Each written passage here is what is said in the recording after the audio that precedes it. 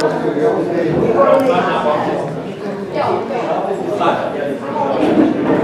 my jsme pokračovali, se hneme ke krásnolipskému pivovaru.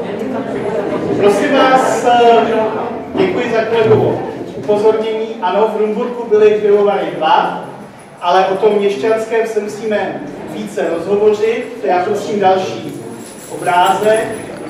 Tak, zatímco vrchnostenský pivovar vidíme tamhle nahoře okolo zámku, který byl od roku 1850 sídlem rumburského okresního hejtmanství. Což bylo docela vtipné, když okresní hejtmanství si pronajme tedy zámek od dosavadních majitelů. Tak měšťanský pivovar se nacházel za náměstím, v podstatě v Pražské ulici zde. Je zmíněn poprvé v privilegiu Krištofa ze Šlejnic z roku 1579. Další majitel panství Franz Eusebius David Petting udělil 4. října 1657 městu Rumburku potvrzení jeho dosavadních výsad. Především bylo měšťanům povoleno vaření piva ve zdejším pivovaru, a to vždy 14 dní před svatým Havlem, 14. října, a jeho prodej až do dne svatého Jiří 24. dubna. Je to důležité říct, brzy uslyšíte proč. Zbývající půlrok měli odebírat vrchnostenské pivo a toto ustanovení ze sklonku 16. století bylo v platnosti až do konce existence měšťanského pivovaru v Rumburku, respektive do zrušení propinačního zákona v roce 1869. Já prosím další obrázek. Tak. V roce 1703 založili právováleční měšťané v Rumburku a Jiřitina pod Jedlovou cech. Jehož členy se v roce 1708 stali i pivovarníci a sladovníci z Horní a Dolní Lužice, čili dnešního Německa. A pod rumburský cech patřilo pivovarnictví na panství Binovec, Česká Kamenice, Děčín, Lipová, Rumburk, Šluknov, enkláva Šergisvalde a města Česká Kamenice, Děčín, Chřibská, Jiřitín pod Jedlovou, Rumburk a Šluknov. V roce 1849 museli z cechovního svazku rumburských pivovarníků a sladovníků vystoupit mistři z ciziny. No, z ciziny, ono to do roku 1849 v podstatě byla spíše enkláva patřící k Rakousku. V tomto roce došlo k úpravě hranic. Zbývající členové cechu však zůstali spojení a poslední inkorporace byla uskutečněna 26. června 1869. A teď další obrázek, prosím. To je ten měšťanský pivovar před likvidací. Roku 1866 si podnikal Heusler od rumburských právovárečníků, jejíž hlavou byl majitel rumburské tkalcovny ve Vraní ulici, dnes budova muzea, prosím vás, Johann Förster. Před ním měl rumburský měšťanský pivovar komunál Wilhelm Dobiš z Chřibské, o tom jsme mluvili. Následující rok, v roce 1867, se Heusler oženil s dcerou krásnolipského zlatníka a hodináře Františkou Eleonorou Henšlovou. Bydleli přímo v pivovaru, číslo popisné 230. O Heuslerově samostatném, já prosím další obrázek. O Heuslerově samostatném působení v Rumburku není dochováno příliš zpráv, kromě udělení živnostenského listu ze dne 21. listopadu 1867, a potom jsem objevil tedy mezi spisy rumburského velkostatku stížnost nájemce knížecího pivovaru Theodora Salmana, to je ten vousáč, Mrož, z 24. dubna 1869 na Heuslera, že si nechal natisknout bolety i pro 26. duben, na což bez již zmíněného privilegia neměl právo. Bolety byly daňové lístky, které v podstatě byly vytištěny pro ty sudy uvařené, takže na to už neměl právo. Ovšem, a Salman tehdy žádá, aby mu vrchnost zakázala další činnost, tedy tomu Heuslerovi, což již ale Lichtenštejnové v té době dost těžko mohli. 30. dubna téhož roku byl zrušen propinační zákon, což uvolnilo výrobu alkoholických nápojů, ovšem za patřičnou kompenzaci. V rámci těchto opatření byla stanovena přechodná 20letá lhůta s trváním do 1. července roku 1889, která zavazovala ty, kteří chtěli požádat o koncesi umožňující vaření piva a kořálky k zaplacení 5 000, respektive 200 zlatých za tu kořálku. Tyto peníze byly odváděny do tzv. Propinačního fondu a byly po 20 let přerozděleny výrobcům činným před rokem 1869. V témže roce došlo na Heusslerovo naléhání k výstavbě pivovarského sklepa, měšťanského pivovaru, který jej do té doby nepotřeboval, poněvadž mohl vařit pouze v zimě. To znamená, že Heussler vařil přes Salmanovy protesty dál. Jejich vzájemný vztah zřejmě nebyl příliš vřelý. Město mu v té době každopádně přálo, v té době od roku 1868 starostoval jeho bývalý šéf Friedrich Tietz, kterého jsme taky viděli na obrázku. V Rumburku se rokem 1868 počínaje narodili Heusslerům dcery Henriette, Emilie, Františka, Marie Elizabeta a Anna Flora. A 25. prosince 1871 dostal vánoční dárek, dočkal se za nástupce, narodil se stejnojmenný syn Paul Cornelius, pozdější majitel pivovaru v Krásné Lípě. Tady je zajímavé to, aby dcery neměly problémy v katolickém prostředí. Dcery byly katoličky, matka byla katolička, syn po otci evangelík. Čili velmi dobře se to hledá v matrikách, pokud si to chcete někdo něco zkusit. Tak, já prosím další obrázek. Roku 1873 se stal Theodor Salman starostou Rumburka a Heusslerovi ve městě přestala kvést pšenka, který vlastně ječmen. Problémy měl na nejspíš distribucí svého moku. Něco vyděláno určitě měl a tak se roku 1874, přesně 16. června, stal vlastníkem staré lichty číslo popisné 12 a k ní náležejících budov na rohu Křinického náměstí a Nemocniční ulice, čili jsme se podívali tady. S přilehlým hospodářským dvorem, což byly stáje, stodoly a vše potřebné a pozemky o celkové výměře kolem 100 hektarů. Historie lichty sahá až do středověku, majiteli vás nebudu unavovat, ten poslední, od něhož statek Heussler koupil, se jmenoval Franz Weiss. Za domy číslo popisné 12, čili tady, je to růžové, prosím vás, to žluté, to jsou tedy pozemky, respektive pole a louky, a to oranžové, to jsou rybníky. No. Tak zaplatil 40 000 zlatých. Tato suma zahrnovala i převzetí různých povinností váznoucích na nemovitosti ve výši 18 000 nebo skoro 19 000 zlatých, které pak Heussler a jeho dědicové dlouhá léta spláceli. Já myslím, že tady to přejdeme. Prostě zadlužil se a vězel v dluzích až po uši. Ziskem staré lichty, kterou vidíte na tom horním obrázku, s restaurací měl Heussler odbytiště pro své rumburské pivo, on tehdy ještě vařil v tom měšťanském pivovaru. A 16. července 1874 získal koncesi pro výčep piva a kořálky, jakož i držení povolených her. A roku 1877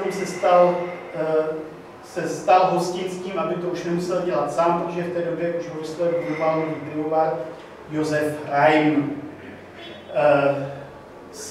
Další obrázek, prosím.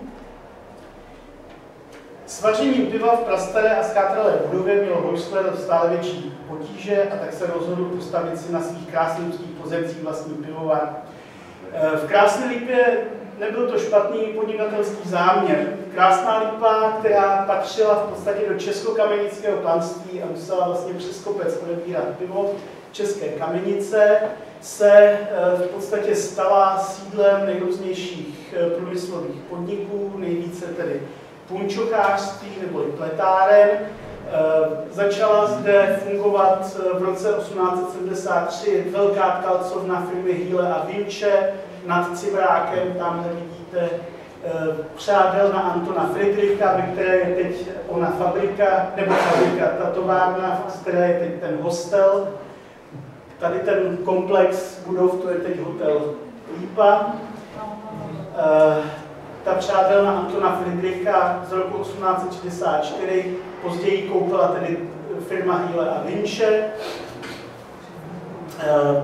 Dále Gustav Jäger z Leopoldky u Velkého Šenova si pronajal místnosti pletárny Johana Hanfa, která už byla založena v roce 1848.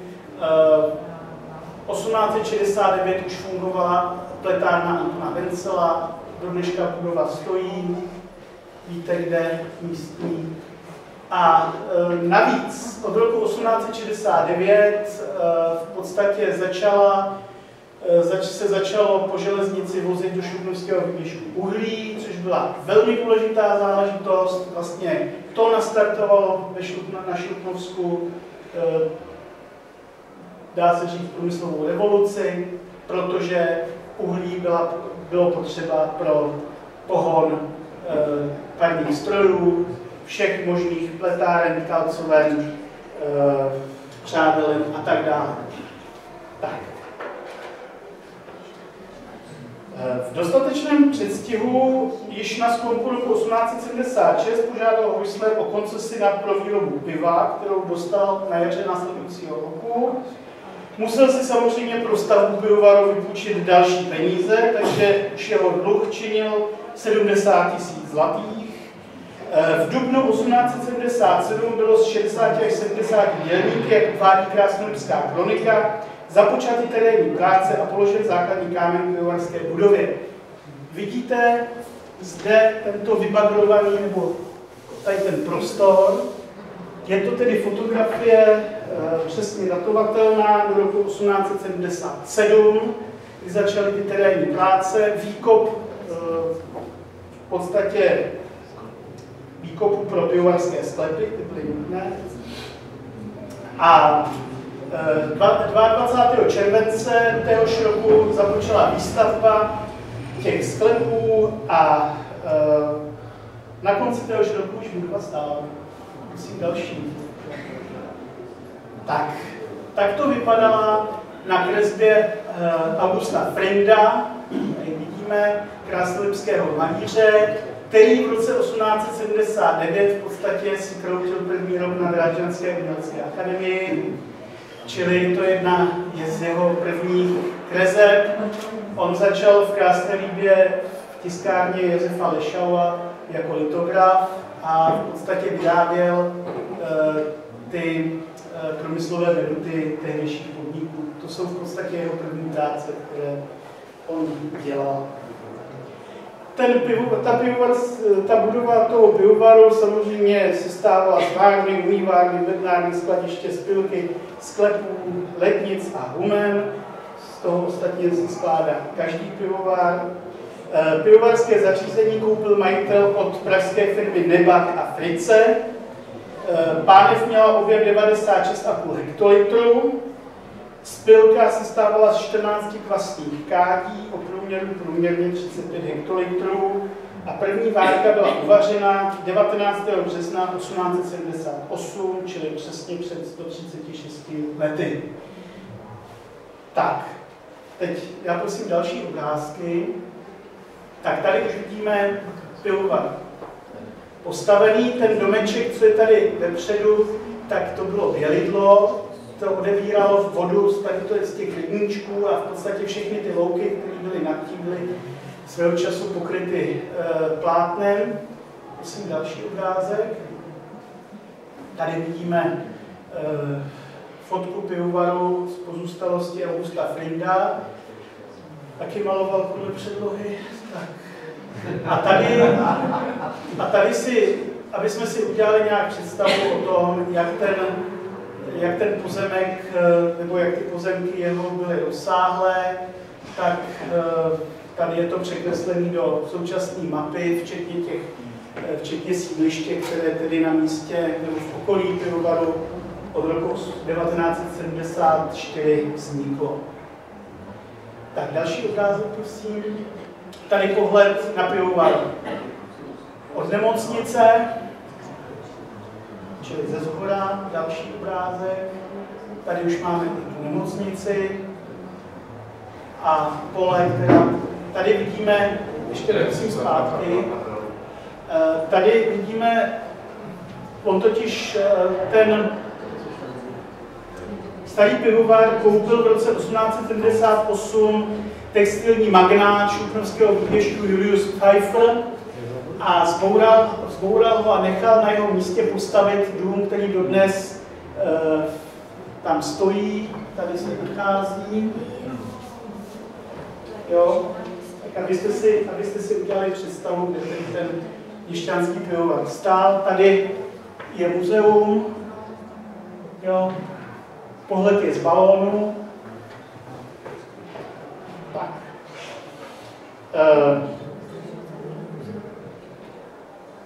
Výstav krásnolipského pivovaru rok od roku stoupal, v roce 1894 činil 23 000 hektolitrů. Na výrobu zlatového moku dohlížel v té době sládek Johann Grollmann, po něm Franz Raffelt a konečně Franz Kuran. Pivo odebírali zejména hostince v Varnsdorfu a Novém Boru a 19. února 1895, jak to tak bývá, umřel 61letý Häusler, byl pochován v rodinné hrobce vedle dcery Emilie, která zemřela již v roce 1883 a pivovar převzal Cornelius Häusler mladší, který si samozřejmě musel finančně vyrovnat s matkou a sestrami. Tady vidíte soupis tedy těch nebožíků, co v té hrobce dodnes leží. Je to zřejmě kromě těch sklepů, které jsou zasypány dodnes na sídlišti, poslední stavba spojená s rodinou Häuslerů. Ten soupis těch hrobek pochází bohužel také zemřelého našeho přítele Torgunda Palme, který bohužel před 2 lety zemřel. Tak, prosím další obrázek. Ještě za života Cornelia Häuslera staršího se vdala dcera Henriette, vzala si za muže sládka v otcově pivovaru Johanna Karla Gromana z Krásné Lipy.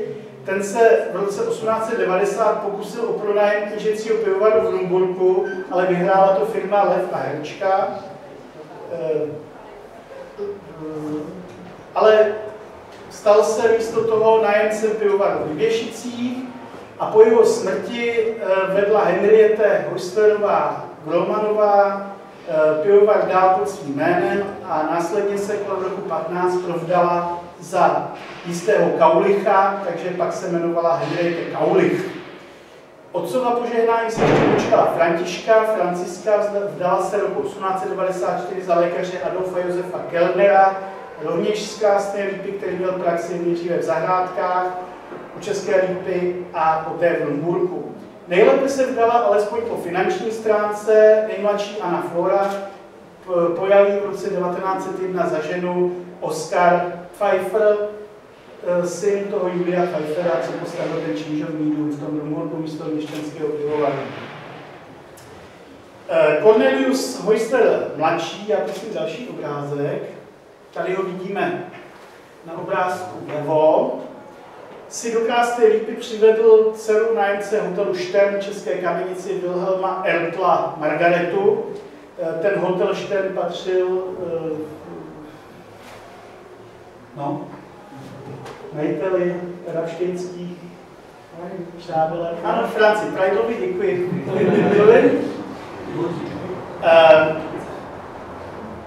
Ale ani jemu nebylo dáno dlouhé žití, zemřel na Silvestra roku 1927, v 650 letech.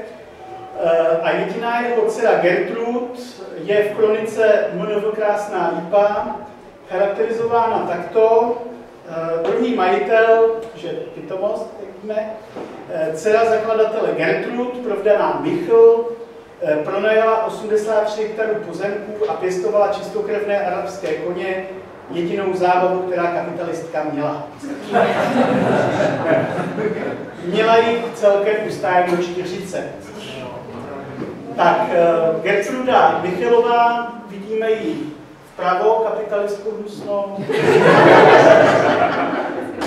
se vdala za továrníka, doktora Otto Michala, spolumajitele sklárny v Rybništi a v Novém Boru. Ta sklárna v Rybništi stávala u nádraží, možná víte, a skončila v podstatě v roce 1940, protože tam jistá firma Malarkan, což byla říšská firma z Berlína, prováděla nějaké pokusy s novou třeskavinou. Zřejmě neúspěšný.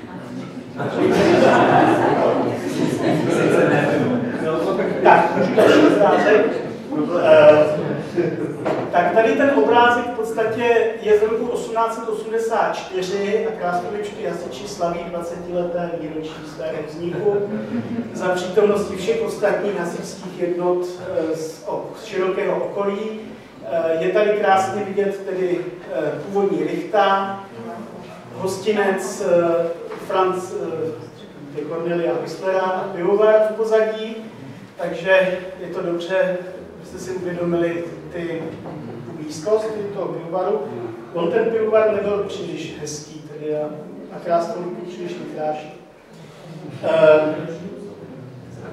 Rok po Whistlerově smrti, tedy v roce 1896, došlo ke smutné události, která vlastně předznamenala změnu ve vzhledu Krásnovičského náměstí. V zaplněném Whistlerově lokále restaurace na Staré Richtě, čili zum Alten Gericht, z čisté sna praskl za rány podobné výstřelu silný příčník, tedy trám, který roznáší váhu trámu s letopočtem 1736.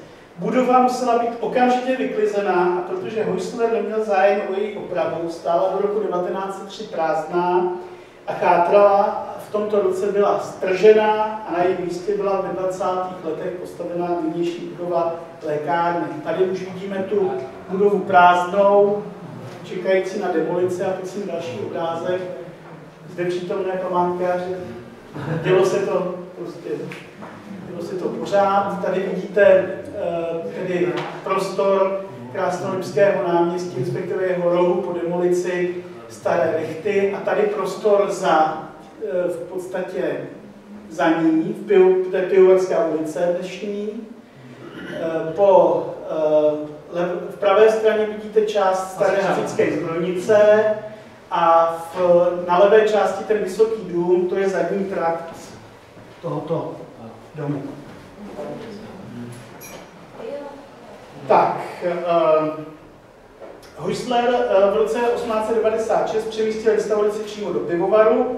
V Whistlerově majetku byly dále i jiné restaurace, jedna v Krásné Lípě, číslo popisné 27, která v roce 1945 musela ustoupit silnici, a dvě ve Varnsdorfu, číslo popisné 257 v Komenské ulici směrem k Hernusce nahoru, a číslo 1456 na rohu Krymské a Bratislavské ulice, dnes restaurace Bakus, poblíž Elitky. Tak to byla jedna z pivovarských restaurací Krásnovičského pivovaru.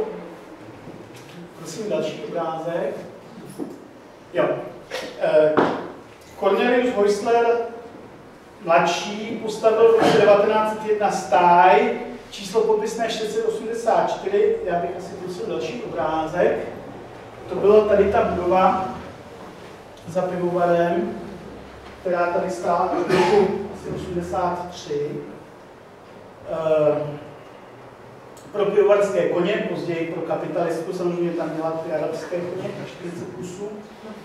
Postavil na severní části i novou kancelářskou budovu a sýpku. Investoval též do zařízení pivovaru. Roku 1911 zakoupil v Varnsdorfské kotlárně Benišnový parní stroj s generátorem, takže pivovar byl soběstačný, co se týče elektrického proudu. Tak prosil další obrázek. Zde některé rekvizity spojené s pivovarem. Zde vidíme poukázku na litr piva, kterou dostávali zaměstnanci pivovaru, pokud si sami nikde nenatočili. Ale prostě tak to je. Zde v podstatě hrdlo sudu,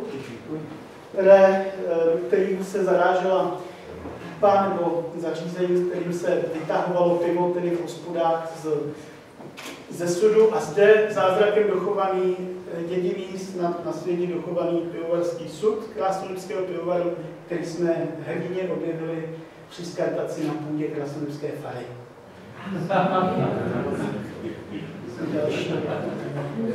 Zde je takový jarní pozdrav. Na počátku 20. let začal Hojster jako okolní pivovary stáčet pivo do lahví. Je to snad seřazeno chronologicky, aby jsem se neodchýlil od nějakého kolegovi propedeutiky. Tak, prosím další obrázek. Tady vidíme portfolio Krásnolipského pivovaru až do nacistické éry. To je tam vlastně etiketa vpravo na těmi tácky. Po Hojsterově smrti v roce 1927 převzala podniky od dcera Gertrud s manželem Otto Michelencovi prokuristou. Nechali oni o 2 roky později vlastně zcela vyměnit technologické zařízení. Začala se v pivovaru vyrábět i sodovka a limonáda. V soupisu majetku z roku 1945 jsou uvedeny barvy pro limonádu zeleň, citronová žluť, jahodová červeň, pomerančová žluť. Zvláštností byla zelenkavá limonáda Mozelta s vínovou příchutí, něco jako vinea, dodávaná ve zvláštních lahvích. A prosím další obrázek. To je láhev od té Mozelty. Možná tady přítomní v mládí spoustu lahví takhle rozbili kameny. A tady účet za dodané pivo z Krásnolipského pivovaru, takže vidíte, že kromě výčepního samozřejmě ležáky, světlý, tmavý, lahvové pivo, lahvové, tedy výčepní lahvové ležáky a limonáda Mozelta, limonáda a sodovka. Prosím další obrázek. Stav zaměstnanectva se v průběhu let příliš neměnil. V pivovaru pracovalo kolem 30 zaměstnanců. Zde vidíte Otto Michela a Gertrudu manžele. Tak, další obrázek. Už se chýlíme, prosím vás, ke konci, já už také potřebuji čurat. Po odsunu majitelů v roce 1945 byl pivovar dán pod národní správu. Prozatímním národním správcem pivovaru a hospodářského dvora se stal Václav Kalenda, který původně pracoval v pivovaru Staňkov u Plzně. A ten se stal též národním správcem bednářství France Lorence, takže si vyráběl samozřejmě dál vlastní sudy. V pivovaře bylo zaměstnáno dalších 25 až 30 zaměstnanců. Snahou místního národního výboru bylo získat pivovar do vlastní režie, což se mu nepovedlo, on chtěl vydělávat, nepovedlo se. Pivovar byl konfiskován, přidělen do majetku Československé pivovary v Praze. Byl ve velmi dobrém stavu, protože byl klasifikován písmenem A, ovšem o rok později v roce 1947 C, což má svůj důvod v tom, že 12.3.1947 skořel krov v jižní části objektu. Tam to není vidět, ale ukážu, tato část prostě vyhořela. Ale byla obnovená a v podstatě pivovar vařil pivo až do poloviny roku 1948. Hospodářský dvůr tehdy už jenom z 22 hektary polí, 33 kusy hovězího dobytka, 3 ovcemi, 2 kozami, 40 slepicemi a 2 kohouty byl předán horskému pastevnímu družstvu v Krásné Lípě, což bylo družstvo, které tady vzniklo hned po válce, zkrachovalo asi o 10 let později. Výměrem okresního národního výboru v Rumburku z 8. dubna 1948 se stal Městský národní výbor v Krásné Lípě národním správcem pivovaru. Teď cituji, uvedený podnik nepřichází v úvahu pro začlenění do znárodněného průmyslu pivovarského a nejeví se proto další trvání národní správy československých pivovarů národního podniku v Praze v uvedeném podniku účelný. 30. května 1949 se Rada MNV v Krásné Lípě usnesla pivovar předat do užívání JZD v Krásné Lípě.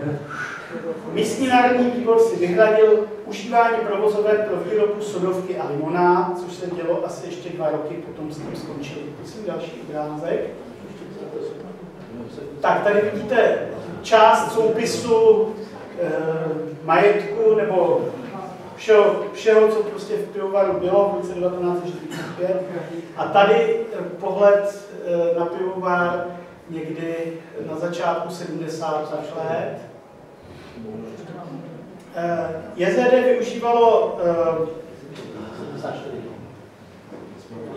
využívalo tedy pivovar nejdříve jako výkonnou prasa. To tu stáj, těch 40 koní. Později jako teletník, hlavní budova pivovaru jako provizorní kravín, než byl postaven nový na začátku 50. let. Ovšem na začátku 50. let to nové JZD, respektive kravín, vyhořel. V roce 1951 a krávě šly opět přes celou Krásnou zpátky. Pak byl objekt víceméně prázdný, sloužil jako odkladiště všeho možného a chátral. Já si myslím, že ještě jednou vyhořel, ale nenašel jsem další. Svědčí o tom i ty fotografie, v podstatě to už se asi bouralo. Krásnolipské JZD se jako pro všechna družstva ocitlo v náručí státního statku, v tomto případě státního statku Rumburk, který budovu bývalého pivovaru nevyužíval a do její údržby neinvestoval. Jeho ruiny v letech 77 až 78 odstranila strojní traktorová stanice v Kavařovicích, která měla zřejmě s podobnými pracemi bohaté zkušenosti. Já prosím další obrázek. Neotevřené sklepy vystavěné z čedičových hranolů na cement síly v průměru 60 cm nebyly zbourány, poněvadž, cituji, vydrží takřka neomezené zatížení a studna pivovaru slouží dodnes jako náhradní zdroj pitné vody pro nemocnici, i když možná už ne. Je to údaj z roku 78. Už asi ne. Tak tady vidíte, to je úplně nakonec, už na závěr, tady vidíte tedy demalovanou část toho pivovaru a zde sklepy, které jsou tedy dodnes pod povrchem. Takže až vám bude někdo tady tvrdit, že tady je tajná chodba, tak... Se propadne teď normálně dávno. Jo, propadne se, výborně.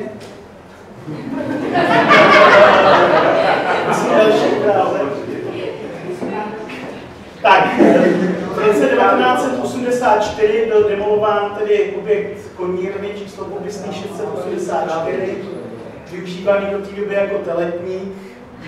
Tady je krásně vidět ten socialistický... Takhle to fakt vypadalo a jezdilo se s tím do města a náměstí, takhle to vypadalo, přesně. Tak, prosím další obrázek. A teď, protože jsme v této budově, tak to si neodpustím, tady přestavba tedy restaurace u Staré Lichty, potom už na Länderbanku, čili na Zemskou banku, a tady už po dostavbě, takže sedíme vlastně a abych si přihřál svoji polivčičku, dirigentem neboli ředitelem této banky v Krásné Lípě byl Leonard Lang, místní vlastivědec, sběratel zbraní a hlavně velitel nebo ředitel a prezident Severočeského klubu automobilistů. Tak další obrázek a já vám děkuji za pozornost.